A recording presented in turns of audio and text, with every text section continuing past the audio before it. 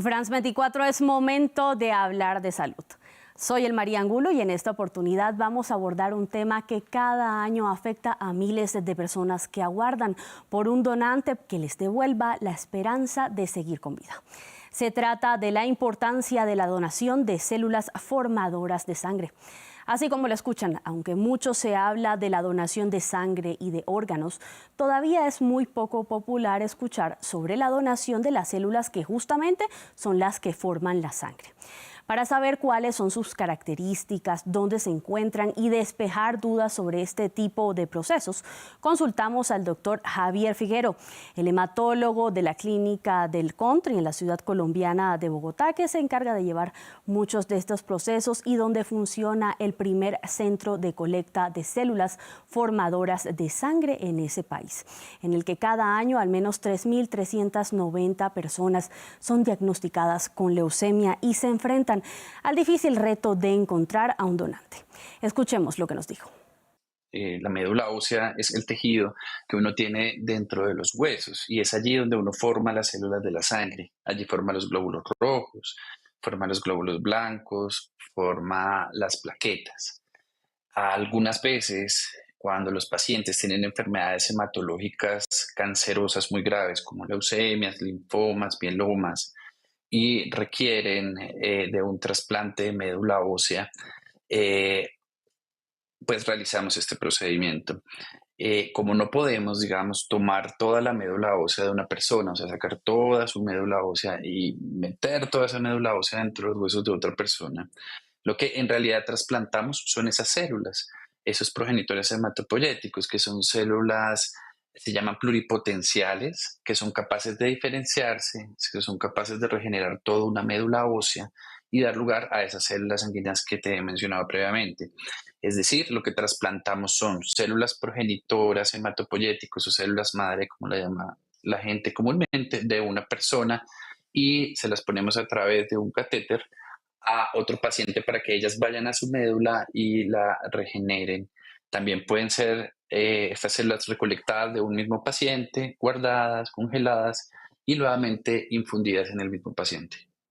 Y es que este tema cobra cada vez más relevancia en un contexto en el que las estadísticas de los pacientes que padecen enfermedades hematológicas graves o de la sangre como leucemia o linfomas van en aumento. Enfrentarse a la compleja tarea de encontrar un donante compatible se ha convertido en una suerte de dolor de cabeza para los pacientes y sus familias. De hecho, se estima que solo 3 de cada 10 pacientes encuentran un donante dentro de sus familias, por lo que ese paso de convertirse en un donante o ser alguno que done este tipo de células pasa más de ser un hecho altruista a ser algo urgente. A la pregunta clave de si donar este tipo de células implica algún riesgo para las condiciones de quien lo haría, el doctor Figueroa explica que es necesario tener entre 18 y 55 años, no tener más de 50 kilos de peso, ni tampoco estar en condiciones de obesidad mórbida y encontrarse en general en un buen estado de salud. Además, el experto nos explicó cómo incide la compatibilidad genética en este tipo de procesos. La probabilidad de que un hermano de uno sea 100% compatible es alrededor del 25%.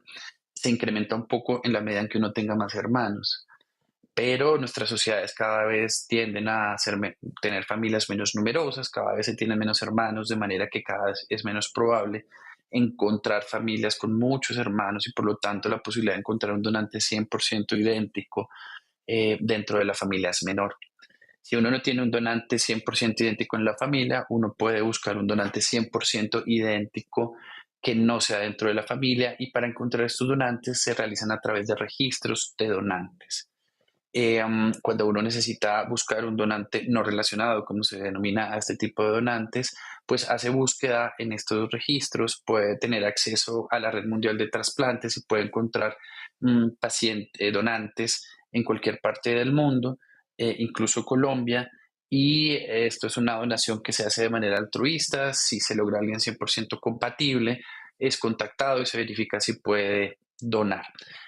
Uno también puede hacer trasplantes con personas que sean solo la mitad, 50-20% compatibles, que sean de la familia, pero la idea es siempre tratar de ofrecer donantes de mayor compatibilidad, que logran tener una reconstitución inmune más pronta y menos tasas de complicaciones.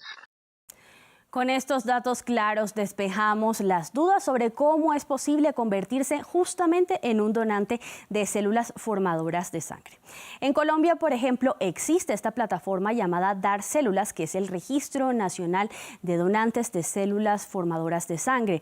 Allí es posible preinscribirse y convertirse en uno con tan solo llenar un formulario de datos básicos. Sin embargo, en el resto de las naciones de la región, el sistema también es un tanto parecido.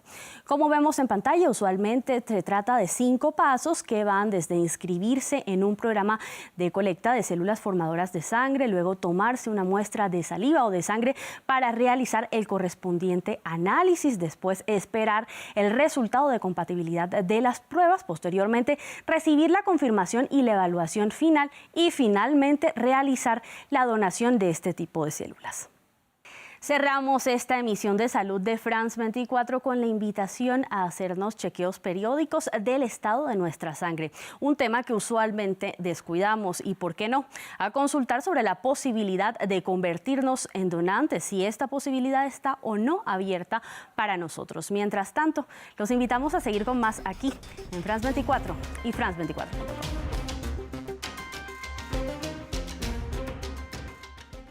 Así es Asia. Reportajes, entrevistas y análisis de los acontecimientos más destacados del continente, su diversidad religiosa y cultural y su dinámica realidad política, económica y social, sus conflictos y sus soluciones. Todo con los análisis y los testimonios de los corresponsales de France 24.